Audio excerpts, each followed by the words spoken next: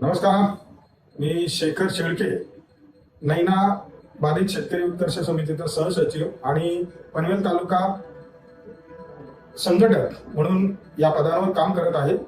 नैनाला विरोध म्हणून मी काही वर्षापूर्वी भाजपाला रामराम केला आणि याच मुद्द्यावर पूर्ण निवडणूक पनवेल, उरण आणि पेनची होत आहे.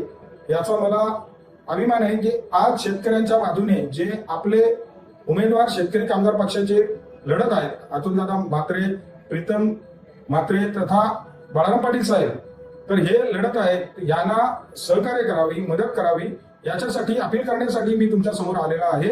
आणि आज आपण परिस्थिती बघत आहोत की जी सत्ताधारी मंडळी आपल्याकडून आपल्या जमिनीचा हिस्सा घेऊन आपल्याला एक तुकडा आपल्याला सुटण्याचा प्रयत्न करत आहे, जी सिडकोला सोबत घेऊन आपल्या जमिनीची लँड बँक म्हणून ते अदानी अंबानीला विकणार आहे, त्या लोकांच्या विरोधात आज उभं राहण्याची वेळ आपल्याला आली आहे. आपली निशाणी शेट्टी आहे, शेट्टीवर मतदान करा आणि आपल्याकडचे जी जागा जमीन आहे, आपले आगरी, कोळी, कराठी, मराठा समाज आपल्याकडे बहुसंख्येने आहे आणि इतर समाज आहे, तर यांचं अस्तित्व आज सर्वस्वी धोक्यात आहे. तथा इथे नव्याने राहायला आलेले आपली सोसायटी धारक असतील किंवा इतर लोक असतील, यांचेही आज अस्तित्व धोक्यात आहे. कारण त्यांनी आपल्या आयुष्याची जमाबंदी लावून जे जमिनी विकत घेतलेल्या आहेत, त्या जमिनी आज पूर्णपणे जे फ्लॅट विकत घेतलेले ते फ्लॅट आज पूर्णपणे अनधिकृत ठरवलेले किंवा त्यांच्यावर वेगवेगळे आरक्षण टाकून ते तोडावे लागतील असेच आहे. किंवा जे ग्रामपंचायतीच्या किंवा कलेक्टरच्या, जिल्हाधिकाऱ्यांच्या परवानगीने बांधलेले ते सुद्धा आज बेकायदेशीर तोडक रिडेव्हलपिंगचं धोरण नसल्यामुळे ते आज अनधिकृतपणे ग्रामपंचायतीच्या परवानगीने बांधत आहेत आणि ते अधिकृत होते ते अनधिकृत होत आहे. हे सगळं होत असताना आज समाजाची अशी परिस्थिती आहे की समाजामध्ये कोणीही आपल्या इथे जुने जे पूर्वापार चाललेले व्यवसाय आहेत ते कोणतेही सुरू करू शकत नाही. आणि नवीन व्यवसाय जर आपण बघितला तर या विभागामध्ये पुढील 10 वर्षानंतर जो निर्माण होणार आहे तो फक्त आणि फक्त फ्लॅट भाड्याने देणं किंवा आपल्याला फ्लॅट विकून त्याचे पैसे आपण एखाद्या बँकेमध्ये किंवा फंडमध्ये लावणे याच्या व्यतिरिक्त कोणताही व्यवसाय इथे उपलब्ध होत नाही. आजची परिस्थिती अशी आहे की एखाद्याला आपले 5 एकरची घरी जमीन असेल तरी त्यांनी ठरवलं की मला माझ्या जागेमध्ये, माझ्या स्वतःच्या सातबाऱ्यामध्ये पूर्वापार आम्ही चालत आलेल्या माझ्या जमिनीमध्ये मला बंगला बांधायचा आहे, तर बंगला त्यांच्याकडे असणारे पैसे असून सुद्धा तो बंगला बांधू शकत. बंगला ही संकल्पनाच या विभागातून निघून गेलेले.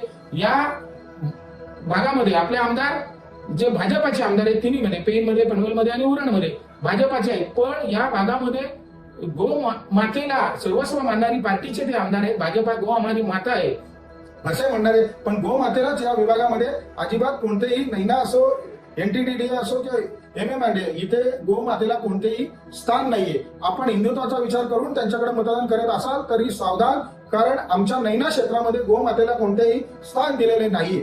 याच्या व्यतिरिक्त आपण पाहत असाल की पनवेल हे आपल्या राज्यातील 2 नंबरचं सगळ्यात जास्त मतदान असलेलं विधानसभा क्षेत्र आहे आणि या क्षेत्रामध्ये येणाऱ्या पुढच्या 5 वर्षामध्ये त्याचं विभाजन होऊन इथं वेगळं क्षेत्र निर्माण आहे. आज नैनामध्ये जी लोक आहेत त्या लोकांसाठी वेगळं विधानसभा क्षेत्र होणार आहे आणि प्रशांत ठाकूर हे या विधानसभेमध्ये आज जर निवडून आले आणि नैनाच्या घशात घातल्यानंतर या विभागातील लोकांना नंतर कळालं की आपण या विभागामध्ये आपल्यावर अन्याय झालेला, आपण फसवलं गेलेलं, पण त्यावेळेला तो विभाग आपला 2 विधानसभा क्षेत्र झाल्यामुळे आपल्याला इथे कोणतंही त्यांच्यावर राग काढण्याची सुद्धा संधी आपल्याला मिळणार नाही. मी शेतकरी म्हणून आणि इथला भूमिपुत्र म्हणून तुम्हाला आवाहन करतो की शेतकऱ्याला केंद्रबिंदू मानूनच इथला विकास व्हायला पाहिजे. इथल्या भूमिपुत्राला, इथले रहिवासी असतील त्यांना केंद्रबिंदू मानूनच इथला विकास व्हायला हवा.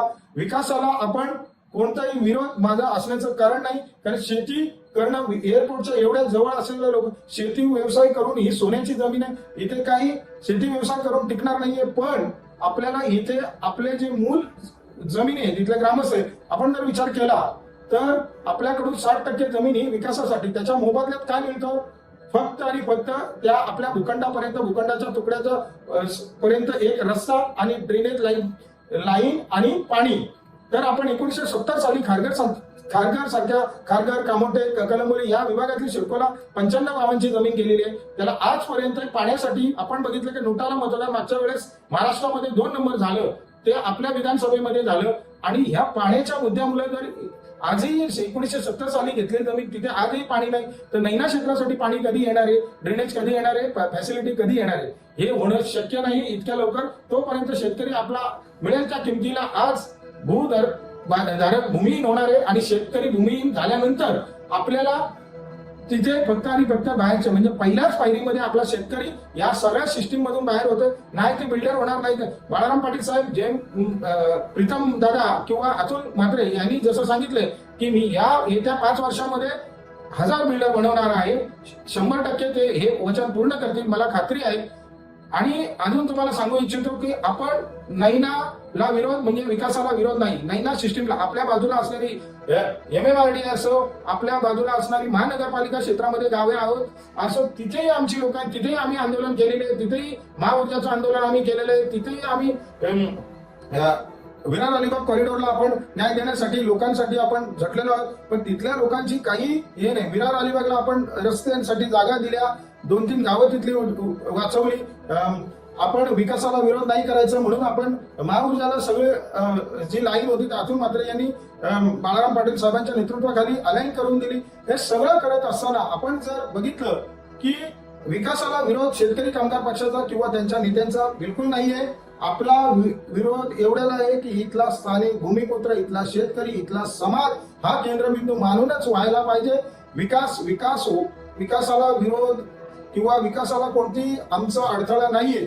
आपण जर पाहत असाल तर इथे पहिली गोष्ट, पहिल्याच फेरीमध्ये आपला शेतकरी, जसं मगाशी म्हणल्याप्रमाणे शेतकरी बाहेर गेल्यानंतर इथल्या समाजाला आपण जर आपल्या जमिनी असेल 60% घेतात. परत आपल्या इथल्या गुरचरणी, गायराणे, ग्रामपंचायतीच्या मालकीची जागा, गावगवणी, ह्या सगळ्या तलाव असेल, ह्या सगळ्या विचार केला तर ती 10 ते 15%. रिडगर सारख्या गावाला 300 एकरची गुरचरण आहे. आता ह्या जागा मोफत शिडकोला मिळत आहे. म्हणजे जवळजवळ 70 ते 75% एवढी जमीन देण्याची आपल्याला कोणतीही आवश्यकता नाही. 30% जरी दिला तरी विकास होऊ शकतो. 70% भूमिपुत्रांना जमीन त्यांची मिळावी. आमच्या इथे जे भूमिहीन आहेत शेतकरी आणि इथले स्थानिक भूमिपुत्र जे इथे रहिवासी आहेत त्यांना या जमिनीमध्ये वाटणी मिळायला पाहिजे. ज्या सामायिक मालकीच्या जमिनी आहेत, ज्या गुरचरणीवर बांधलेली घरं आहेत ती आपली